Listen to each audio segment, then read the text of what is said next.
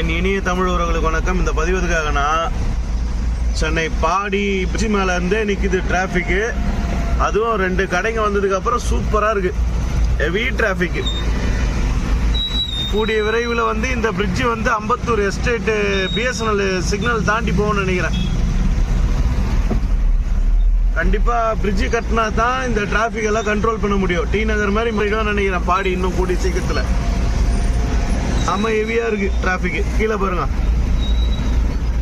செம்ம டிராஃபிக்கு.